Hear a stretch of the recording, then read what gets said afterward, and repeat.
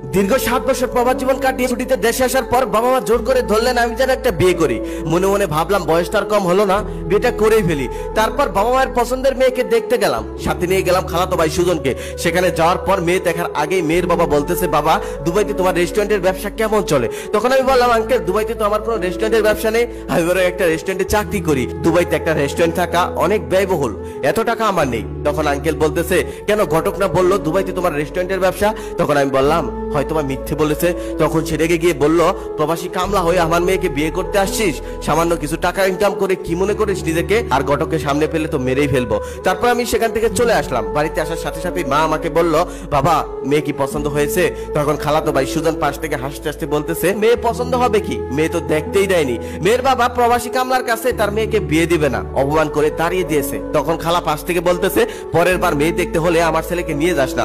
আমি চাই না আমার ভার্সিটিতে পড়ুয়া ছেলে তোর সাথে গিয়ে অপমানিত হোক। আমি মাথা নিচু করে ঘরে চলে গেলাম। তার 2 দিন পর বাবা মা আরেকটি মেয়ে দেখলো, নিম্নবিত্ত ঘরের। সেই মেয়েকে দেখতে গেলাম, সেই মেয়ের বাবা মা আমাকে পছন্দ করলো, আমারও মেয়ে পছন্দ হলো। তবে আসার আগ মুহূর্তে মেয়েটা আমাকে বলতেছে, আমি আপনার সাথে 2 মিনিট কথা বলতে চাই। আমিও রাজি হলাম। তারপর সে আমাকে তার ঘরে নিয়ে গেল, দরজা বন্ধ করলো আর বলতেছে, নিজেকে কি মনে করেন? 2 পয়সা ইনকাম করে নিজেকে যা ইচ্ছা তাই মনে করেন?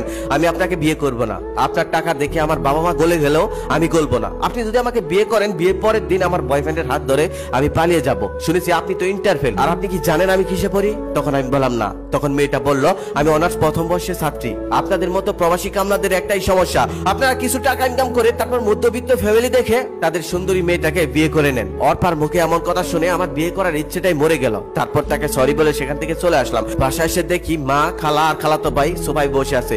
আসার সাথে সাথে মা আমাকে জিজ্ঞেস করতেছে, বাবা মেয়ে কি পছন্দ হয়েছে?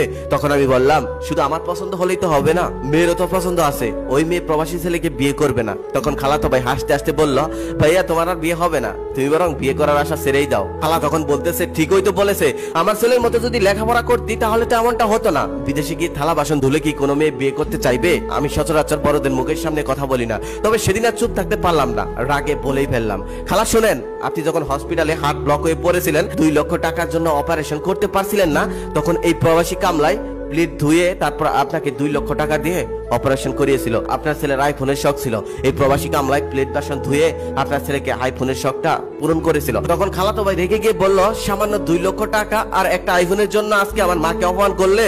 যখন আমি টাকা ইনকাম করব তখন এই 2 লক্ষ টাকার আইফোন তোমার মুখের উপর ছুঁড়ে ফেলবো। তখন আমি কথা না বাড়িয়ে ঘরে চলে গেলাম। তারপর আমি বাবাকে বললাম, দেখো আমি বরং এইবার বিয়ে না করি, আর কিছুদিন বিদেশ করে আসি, তারপর এসে একবারে না হয় বিয়ে করব। বাবা মাও রাজি হলো। তারপর আমি প্রবাসে চলে গেলাম। আবারও দীর্ঘ 4 বছর প্রবাস জীবন কাটিয়ে দেশে